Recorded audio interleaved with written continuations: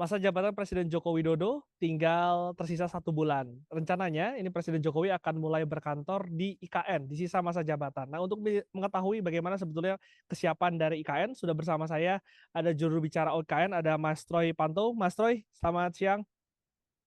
Selamat siang, Glenn, apa kabar?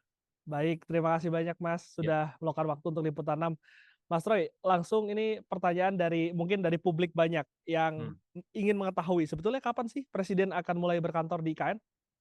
Ya, jadwal pastinya pasti dari istana ya, dari Sekretariat Presiden begitu ya. Nah, tetapi yang paling penting adalah makna daripada berkantornya Presiden di Ibu Kota Nusantara ini, Glenn. Which is ini bukan sesuatu yang pertama kali. Ya, beliau juga sudah beberapa kali berada di Ibu Kota Nusantara, juga melakukan kegiatan yang artinya berkantor sebetulnya.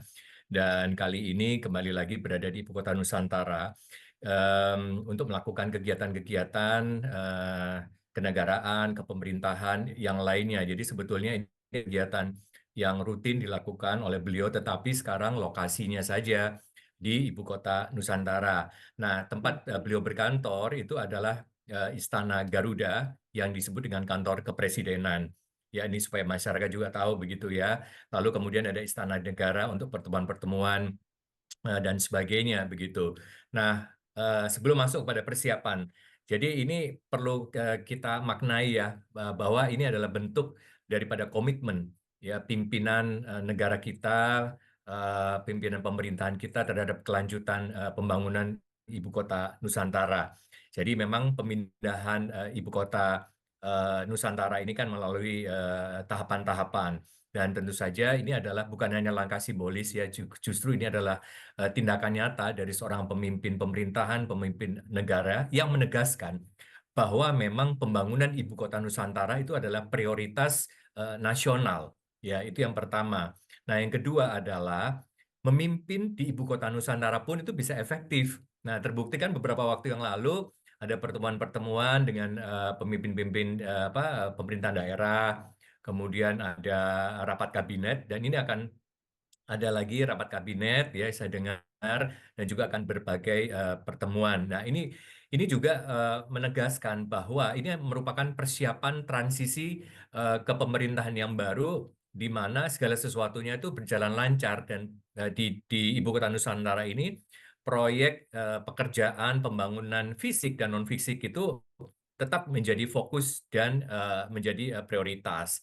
Nah, dan termasuk ketika Presiden dan juga jajaran begitu ya berkegiatan di Ibu Kota Nusantara, ini merupakan dukungan moral gitu ya, Glenn, dan tindakan nyata kepada pihak-pihak yang terlibat dalam pembangunan Ibu Kota Nusantara, dan dukungan juga kepada semua pihak untuk sama-sama mari kita apa namanya membangun ibu kota baru ini.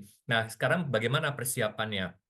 Nah, sebetulnya secara infrastruktur sudah siap begitu ya, dan apa namanya kantor Istana Garuda ya, kantor kepresidenan itu juga sudah dipakai. Nah, kemudian untuk sidang kabinet pun itu sudah dipakai juga, jadi ruangannya semuanya juga sudah siap begitu. Nah, juga termasuk kesiapan sarana prasarananya, yaitu air, listrik, kemudian untuk internet, ya, semuanya sudah siap. Mmm, kalau kemarin kan Pak Jokowi sempat mengatakan beberapa bulan yang lalu sempat Hmm. menunda kepindahan karena memang ada, kendala di air dan juga ada sejumlah fasilitas yang belum siap. Tapi kan sekarang udah siap ya, Mas. Ya, Nah, lalu betul. bagaimana dengan fasilitas penunjang lainnya yang salah satunya yang disoroti adalah bandara? Apakah, bandara ini juga sudah siap untuk bisa, menerima nantinya pesawat-pesawat yang akan membawa para tamu ataupun para menteri? Iya, informasi yang kami terima bahwa untuk pengaspalan runway ya sejauh 2.200 meter kali 30 itu sudah selesai begitu. Mmm, Nah, sekarang yang dilakukan oleh teman-teman dari Kementerian Perhubungan adalah melakukan uji kelaikan operasional, termasuk kalibrasi ya untuk penggunaan bandara tersebut. Nah, memang ini ada tahapannya. Dan untuk kepentingan tugas-tugas kepemerintahan dan kenegaraan dari Presiden gitu yang terkait juga dengan Ibu Kota Nusantara, ini bandara ini tidak lama lagi bisa dipakai. Tetapi itu hanya untuk kepentingan hal tersebut dulu ya, secara fungsional itu artinya. Hmm. Nah, bandaranya sendiri akan lengkap, semuanya akan bisa dipergunakan. Itu menurut informasi dari teman-teman Kementerian Perhubungan itu di akhir Desember 2024. Tadi menarik ketika Mas Troy, mengatakan soal transisi ya, karena saya tahu di sejumlah kementerian sendiri sudah ada transisi antara pemerintahan Jokowi dan juga pemerintahan dari, Pak Prabowo. Dan secara teknis Mas, kalau untuk IKN sendiri, transisi seperti apa yang berjalan dan juga mungkin apakah ada, teknis yang sudah didiskusikan, apakah nanti akan perubahan atau seperti apa sebetulnya Mas, transisinya? Ya, kalau untuk Otorita Ibu Kota Nusantara, kami ini kan bekerja berdasarkan undang-undang, begitu ya. Mmm. Dan ada tahapan pembangunan yang digariskan oleh undang-undang tersebut yang kita ikuti. Sebagai contoh, bahwa pemindahan tahap awal pembangunan infrastruktur utama seperti Istana Kepresidenan, ya, Istana Garuda, Istana Negara, kemudian gedung Kementerian Koordinator, ya, ada Kemenko 1, 2, 3, dan 4, dan pembangunan infrastruktur dasar, kemudian untuk kepentingan tempat tinggal ASN itu disiapkan sampai dengan akhir 2024, dan termasuk salah satunya adalah perayaan Hari Ulang Tahun Kemerdekaan ke-79 kemarin ya, 17 Agustus. Nah, kemudian ada tahapan-tahapan yang lainnya. Nah, itu sampai kemudian 5 tahapan masing-masing ya, sekitar 5 tahun sampai pada puncaknya pembangunan tersebut yang disebut dengan kota dunia untuk semua, untuk Ibu Kota Nusantara, ya berarti mencapai yang namanya net zero emissions itu tahun 2045.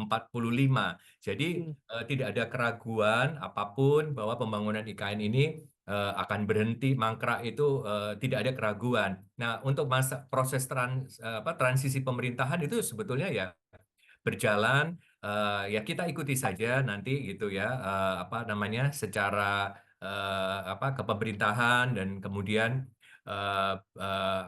untuk pejabat-pejabat begitu ya. Tetapi ini proses pembangunannya tetap berjalan, dan sudah ada kunjungan-kunjungan juga misalnya dari tim Presidential Communications Office begitu ya, Mmm. tim komunikasi, kantor komunikasi kepresidenan. Saya sendiri yang mendampingi ke Ibu Kota Nusantara.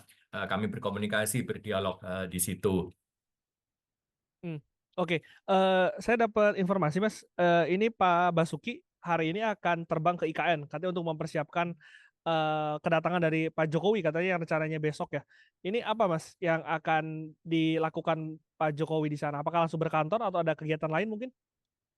Ya, tentu saja jadwal yang kembali lagi yang dapat memberikan informasi lebih lengkap tentu saja dari tim dari Setpres gitu ya, dan juga dari protokol istana dan yang terkait gitu. Nah, tentu saja kehadiran Pak PLT Kepala Otorita Ibu Kota Nusantara, Pak Menteri PUPR, Pak Basuki, itu adalah hal yang memang beliau lakukan gitu sehari-hari untuk pengecekan, Mmm. kemudian untuk memberikan arahan, dan kemudian ada hal-hal yang perlu segera percepatan dan sebagainya. Jadi semua berjalan dengan normal begitu ya. Kehadiran Pak Basuki tentu saja akan memastikan ya persiapan semua secara sarana prasarana terhadap kunjungan kerja dari Presiden. Mmm, kalau soal investasi, Mas Roy, mungkin ada update? Iya, jadi tidak beberapa waktu yang lalu kita ketahui bahwa sudah ada groundbreaking ya, atau peletakan batu pertama yang dilakukan semua setiap kali oleh Pak Presiden Jokowi. Groundbreaking 1 sampai groundbreaking 7 itu sudah dilakukan. Nah, di dalam kunjungan kerja beliau kali ini juga akan dilakukan groundbreaking yang ke-8. Ya, ini yang terkait dengan investasi ya, yang ditanyakan. Jadi ya rencananya akan ada sekitar 6 begitu ya, 6 atau sampai 8 dari investor yang akan melakukan groundbreaking, dan waktunya sendiri sedang dicocokkan dengan Mmm. agenda dari Pak Presiden begitu. Nah, kemudian juga kabar baiknya adalah memang sebetulnya sudah ada investor asing ya yang bekerja sama dengan investor nasional di dalam berinvestasi di Ibu Kota Nusantara. Tetapi nanti di groundbreaking ke-8 akan ada sekitar 2 investor asing yang akan Hmm. groundbreaking. Investornya dari mana ya Mas? Dan juga mungkin bisa dijabarkan nanti akan berinvestasi di sektor apa?